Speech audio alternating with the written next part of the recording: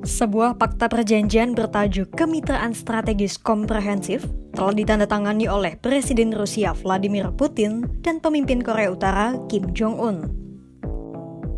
Keduanya sepakat Amerika Serikat menjadi penyebab utama tumbuhnya ketegangan dunia, baik dari segi politik hingga militer.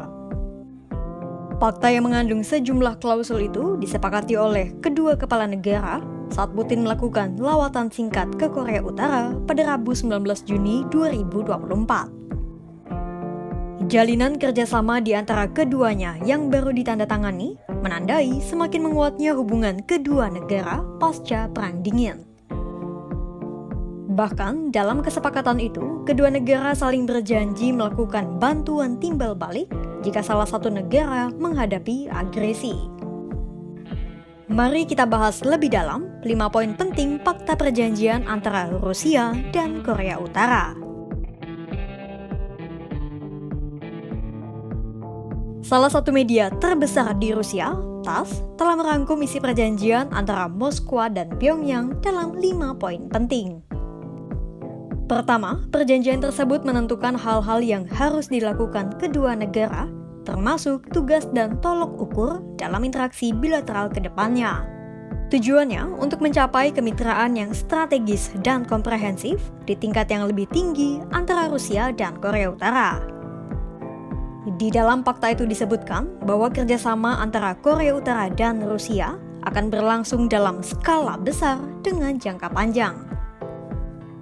Yang menarik adalah, dalam fakta itu ada salah satu klausa yang menyebutkan bahwa Rusia dan Korea Utara berjanji untuk saling membantu jika terjadi agresi terhadap salah satu pihak.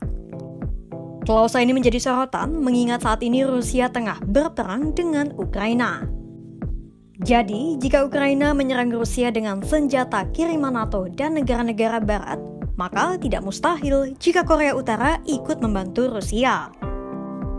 Begitupun sebaliknya jika Korea Utara yang mengalami ancaman militer.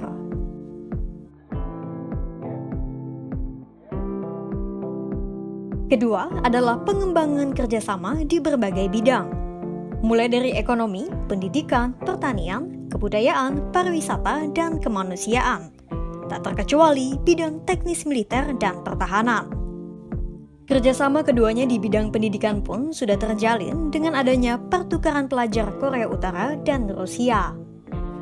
Sementara di bidang kebudayaan, Rusia telah mengirim sejumlah rombongan balet yang telah sukses mengadakan tur di Korea Utara. Lalu di bidang pariwisata, Rusia telah membuka tur wisata ke Korea Utara lantaran meningkatnya minat dari para wisatawan.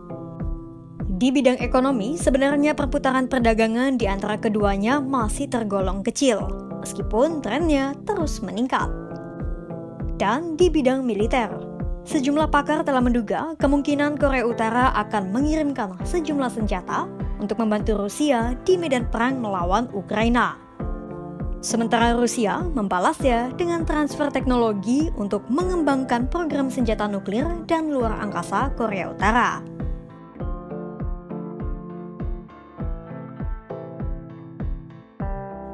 Ketiga adalah topik yang menjadi sorotan besar dalam perjanjian tersebut, yaitu masalah keamanan internasional.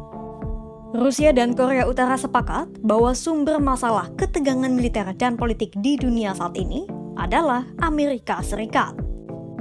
Pasalnya, Amerika Serikat terus menerapkan kebijakan konfrontatif dengan menjamurnya fasilitas militer Washington di berbagai kawasan, terutama di kawasan Asia.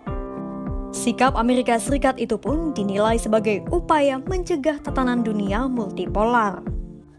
Untuk itu, Rusia dan Korea Utara sepakat untuk melawan Amerika Serikat dengan membangun tatanan dunia multipolar sesuai dengan hukum internasional.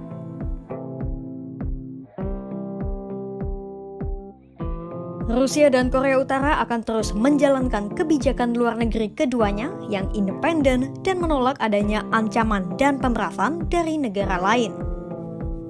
Seperti diketahui, Rusia beberapa kali menyebut Amerika Serikat sebagai negara pemeras karena kerap menebar tekanan dengan ancaman dan sanksi.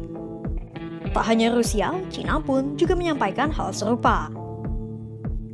Untuk itu, dalam fakta perjanjian yang baru ditandatangani Putin dan Kim Jong-un, Rusia dan Korea Utara akan terus menerapkan politik yang independen dan menolak segala bentuk ancaman Barat.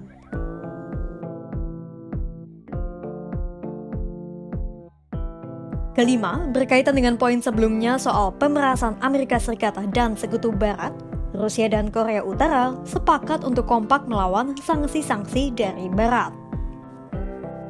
Menurut Rusia dan Korea Utara, Amerika Serikat dan Sekutu Barat telah menggunakan sanksi sebagai alat dari praktik pencekikan demi mempertahankan hegemoni Barat di bidang politik, ekonomi, dan lainnya.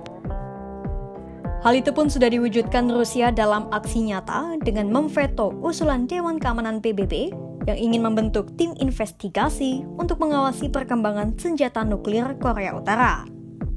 Veto ini pun berujung pada tuduhan Amerika Serikat yang menyebutkan bahwa tindakan Moskwa ini bertujuan untuk menutupi pasokan senjata yang akan dikirimkan Pyongyang ke Rusia. Adapun soal sanksi, baik Rusia maupun Korea Utara saat ini tengah terbelit sanksi dengan alasan masing-masing. Rusia disanksi karena operasi militernya di Ukraina, sementara Korea Utara karena program senjata nuklirnya.